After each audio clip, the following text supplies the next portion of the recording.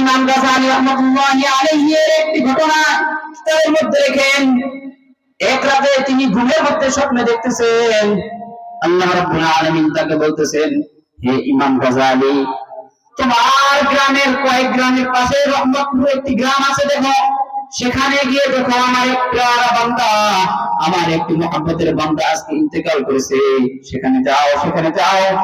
তার ওই গ্রামের মধ্যে আশেপাশে এমন কোন লোক নেই যে তাকে সুন্নত তরিকায় ওযু গোসল দিয়ে তাকে দাফন কাফনের ব্যবস্থা করবে, এমন কোন লোক নাই। ইমাম গাযযালী, তুমি যাও সেখানে, তাকে, সে আমার প্রিয় বান্দা, তাকে তুমি সুন্নত মোতাবেক ওযু গোসল দিয়ে তাকে জানাজা করে কাফন দাফনের ব্যবস্থা করো। ইমাম গাযযালী রাহমাতুল্লাহি আলাইহি তার ঘুম ভেঙে যায়, ঘুম থেকে উঠে তিনি রহমতপুর গ্রামে যান। সেখানে গিয়ে তিনি লোকজনকে জিজ্ঞাসা করেন, আপনাদের এখানে কি কোনো আল্লাহ রাব্বুল আলামিনের প্যারা বান্দা ইন্তেকাল করেছেন আজ? কেউ বলতে পারে না। আল্লাহ তাআলার কোন ওলি যে ইন্তেকাল করেছে এটা কেউ বলতে পারে না। তবে এক লোক বলল যে, যান হুজুর, এই গ্রামের শেষ প্রান্তে গিয়ে এক ব্যক্তি সারাদিন সে কাঠ কাটতো, এক কাঠুরিয়া ব্যক্তি, সে কাঠ কেটে কেটে এসে বাজারে বিক্রি করতো, সে কাঠুরিয়া ব্যক্তি, সে তার নাম হল আব্দুর রহমান। সেখানে গিয়ে আপনি দেখেন, যদি সেই ব্যক্তি আজকে ইন্তেকাল করেছে, হয়তো সেই লোকই আপনার সেই লোক। ইমাম গাযযালী রাহমাতুল্লাহি আলাইহি তিনি হাঁটতে হাঁটতে সেখানে চলে গেলেন। সেখানে গিয়ে ওই ব্যক্তিকে সুন্নত মোতাবেক গোসল দিয়ে জানাজা করে কাফন দাফন করলেন। কাফন দাফন সেরে তিনি ছেলেদেরকে একত্রিত করে বললেন, হে ছেলেরা, তোমরা আমাকে বলো, তোমার বাবা এমন কোন আমল করতেন যে আমলের কারণে আজকে রব্বে কারীম আমাকে বলেছেন যে তিনি তার নিকট প্যারা বান্দা হয়ে গেছেন। হে ছেলেরা, তোমরা আমাকে বলো, তোমার বাবা এমন কোন বিশেষ আমল করতেন? ছেলেরা বলতে থাকলো, হুজুর, আমাদের তো জানা মতে আমার বাবা এমন কোন আমল করতেন না। আচ্ছা, আমার মায়ের নিকট গিয়ে আমরা জিজ্ঞেস করি আসেন। যাওয়ার পরে বললো, আচ্ছা, আপনার স্বামী এমন কি আমল করতেন, আপনার কি জানা আছে কিনা?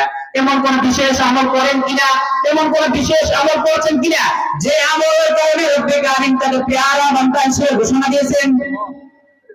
স্ত্রী তখন চোখের পানি ছেড়ে দিয়ে বলতে লাগলো, হুজুর, আমার স্বামী তো ছিল একজন মূর্খ ব্যক্তি, সে পড়ালেখা জানতো না, সারাদিন বাগানে গিয়ে কাঠ কাটতো, কাঠ কেটে কেটে সে বাজারে বিক্রি করে আমাদের সংসারটা কোন রকম চলতো। তবে হুজুর, আমার ঘরে দামি কোন শোকেস আলমারি নেই, আমার ঘরে দামি কোন খাট পালনের ব্যবস্থা নেই। হুজুর, আমার ঘরের মধ্যে একখানা রব্বে কারীমের এক মহান কিতাব কোরআন কারীমের একখানা কপি আমার ঘরে আছে। হুজুর, আমার স্বামী সে তো কোরআন পড়তে জানে না, তবে হুজুর, আমার স্বামীর অন্তরের মধ্যে কোরআনের প্রতি একটা অগাধ ভালোবাসা আছে, কোরআনের প্রতি অগাধ মহব্বত আছে। আমার স্বামী সে প্রতিদিন যখন ফজর নামাজ পড়ে বসতো, এই কোরআনটা খুলে বসতো। হুজুর, এই কোরআনটা খুলে খুলে প্রতিদিন পৃষ্ঠা উল্টাতো, আর সে প্রত্যেকটা লাইনের উপর দিয়ে হাত বুলাইতো, সে চোখের পানি ছেড়ে কান্না করতে করতে বলতো, হে আল্লাহ, তুমি সত্য, আমি বিশ্বাস করি আল্লাহ, তোমার লেখায় যে কোরআন কালো কালো অক্ষর দিয়ে লেখা, আল্লাহ এটাও সত্য, এটা আমি মানি, এটা সত্য। আল্লাহ, আমি পড়তে পারি না, কিন্তু এটা যে সত্য এটা আমি বিশ্বাস করি আল্লাহ, এটাকে আমি মহব্বত করি আল্লাহ, এটাকে আমি ভালোবাসি আল্লাহ। এই কথা বলতো, প্রতিদিন সে লাঠের উপর দিয়ে হাত বুলাইতে বুলাইতে হুজুর দেখেন, এই যে কোরআনটা দেখেন, আজকে সকালে যখন আমার স্বামী যখন কান্না করেন, দেখেন কোরআনের উপরে এখনো তার চোখের পানি ভিজে আছে। সুবহানাল্লাহ।